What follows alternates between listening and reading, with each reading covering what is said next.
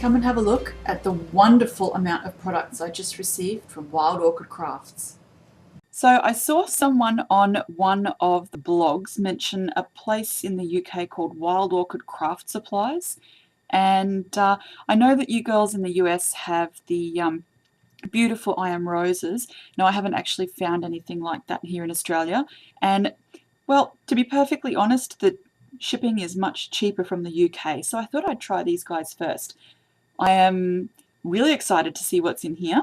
And I was a bit upset when I first saw my little parcel that everything's not going to be okay, but we'll find out in a minute. I know what's supposed to be in here. Oh, look at this. It's so full of flowers. I've got some gorgeous gardenia blossoms. A whole bunch of these beautiful roses. Now these look so stiff. I can't wait to use these. Gardenias in a different size. Aren't these gorgeous? Look at the colours on this. Yum-o. Can't wait to use those. So again, this is the Wild Orchid Crafts, and this is a company in the UK. I'll put the website down in case anybody else needs to feed their flower fetish. And some roses in a little bit larger size. Now when I first saw everyone start using these big chunky flowers on their cards, I thought, that's not for me, that's not my kind of thing. Why did anyone want to do that? How would you post it? All that kind of stuff. I have to take back that. I have to eat my words after using them. They just add so much dimension, and they're so beautiful with some of the flowers, whether they be, some of the stamps, whether they be the Sweet Pea brand or the magnolias. It just adds something so pretty. And yes, it's costing me $5 to post a card within Australia and $10 to post one of these little guys to the States with all these flowers over it, but it's worth it. Oh, sorry, they were the cherry blossoms. Heaps and heaps of these. I haven't used these ones before, so we'll see how they go. These are some larger gardenias. Oh, look at this. These are huge. Oh my goodness. That is so pretty. Look at that. Look at the size. All that beautiful paper. Ready to go. Oh, some more of these beautiful roses. Now, these ones have sort of a tatty edge on them. I think they're sort of more natural looking. Look a little bit old world, I suppose. They're really, see that? Just so pretty. Oops, more of the same. Same thing, different size. These ones are really dimensional. A few more. I mean, let's face it, if you're going to buy some flowers and get them posted over, you may as well buy a whole heap and save on the postage. Look at that.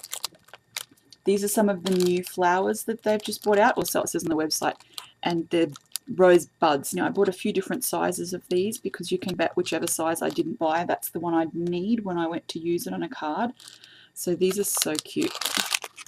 Alright, so these ones are called open roses. They're sort of like just a miniature rose, but it's still quite open. And these are the rose buds. So you can see the sort of the difference there. So you can see the difference here. One is an actual bud, all the little petals are pointing upwards, and the other is sort of more open rose where they're starting to open out. There is a difference, I promise, but those are the same size. I've ordered a few of these beautiful coloured ones. Now I love to colour my own flowers, so you'll notice that in all of these, most of them are white. I find that I can colour them with both my Copics and my Starburst stains or magical micas, or even spray a little bit of the Glitz Spritz over something I've coloured with a Copic. So why would I want to buy ones that are already coloured when I can make my own? Now, I haven't used these before. These are the little crystal drops, so I only ordered 3. They're a bit more expensive than the flowers, so I thought I'd give them a try. So what I've got in here is just some of the little, I think these are little daisies or chrysanthemums. I've got what they call baby's breath or gypsophilia, and this is just sort of like what you'd find in a bridal bouquet, just to sort of help pad some of the other flowers when I've got a few spaces. And I ordered some of these little guys. They're called white heather, but it's a stem with lots of little tufts of flowers. I thought they were really cute, so I'll give those a go too. And just to finish it off, I ordered some of these mini rosebuds. Aren't they cute? They are so tiny. You can see how tiny those are compared to my fingernail. And I don't have particularly long fingernails either, so they're really small. They're going to be so cute. So just to finish off this clip, I'm going to show you why I've ordered so many white flowers. I know people love ordering the coloured flowers, and yes, I've got some of those as well, but this is my only box of coloured flowers. Now I'm going to show you why I order my flowers in the colour white or cream. Honestly, once you see these, it's going to be difficult not to want to do your own. Alright, so what I've done on these is I've used some of my Lindy's Stamp Gang sprays. There are heaps of different ways to colour your flowers, but this is one of my quickest and most reliable results. So what I've used is French Lilac Violet and Mountain Lavender Gold and a whole lot of water. So I use the water so that the colours spread and wick more evenly, and I also use it to tone the colours down. Look at the colour on that. Yummo, huh?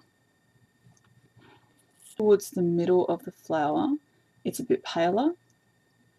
So what I've done is I've just taken my water and I've spritzed the center of the flower here, and then trying not to wet too much of the outsides, I've taken my darkest color of Starburst Stain.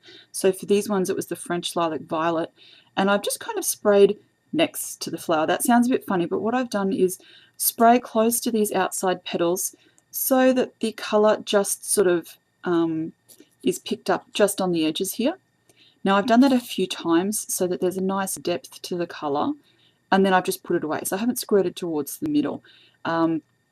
You might take a couple of practice tries with this to get that right, but at least the Lindy's Stamp Gang sprays spray in the same spot each time. The nozzles tend to be a little less likely to clog, and they don't end up spraying in different directions, which is really nice. Alright, so once I've got that little bit of spray around the outside, and the water helps that wick a little bit, I basically then douse the flower in the lighter colour. And for this one it was the Mountain Lavender Gold. Now because I've already got the water in the middle, it really helps that colour bleed, and you don't end up with sort of splodges or spots of stronger colour. The water really helps it blend into each other. Once I've applied that second paler colour over the top, just to make sure I get this variation in the middle, I didn't actually soak the flower. I've just sprayed it well, but I haven't coated everything. I've then taken my water again and really given this a good soak, and that means that the pale and the dark blend together, and any spots where the pale hasn't caught the edge of a flower, it means that that pale Starburst Stain, or Starburst spray in this case, wicks out into those areas as well, so you don't end up with white spots. And so this is why you might want to order some white flowers and colour them yourself. When you get results like this, why on earth not? Now you can do the same thing if you've got the Copic airbrush system.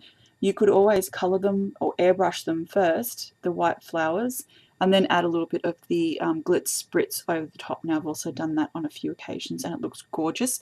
One of my favourite colours for purple flowers is the Desert Moon Purple Sage, because it's got the purple base and the little purple sparkles, so it goes right over the top really, really nicely. So I hope you've enjoyed seeing my mountain of stuff. I hope my husband never sees this clip. From Wild Orchid Crafts, and you can absolutely bet that I'm going to be using some of my new flowers on my upcoming projects. So I hope you've enjoyed this, and have a nice weekend everybody. Bye! You can see more of my projects on my blog, www.katepalmer.net.